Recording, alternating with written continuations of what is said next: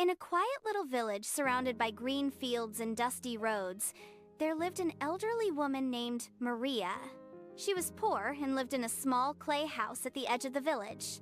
Her clothes were simple, and her meals were modest. Yet everyone in the village respected and loved her.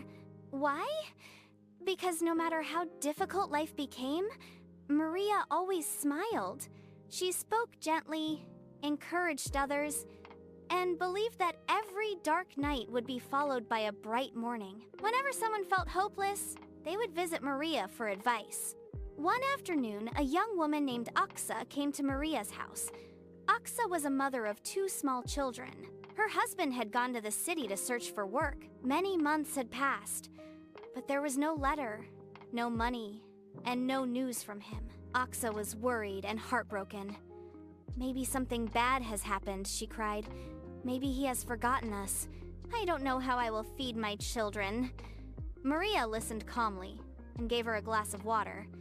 Then she said softly, "My child, when your mind is full of fear, you see only darkness. But when your mind is full of hope, you begin to see light." Aksa wiped her tears, but still looked troubled. Maria continued, "Bad thoughts make your problems feel heavier. Good thoughts give you strength.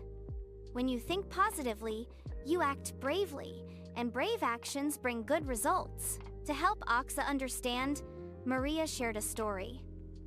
There was once a poor farmer whose crops were destroyed by a storm. He sat crying, saying he had lost everything. A traveler passing by asked him, "Do you still have your hands, your health, your land?" The farmer realized he still had many blessings. Instead of focusing on what he lost, he focused on what remained. He worked harder the next season, and his harvest became better than ever. Aksa listened carefully. "Hope does not mean ignoring your problems," Maria explained. "It means believing you are strong enough to face them." That night, Aksa decided to change her thinking. Instead of worrying constantly, she began working with confidence. She started sewing clothes for neighbors to earn some money. She planted vegetables behind her house.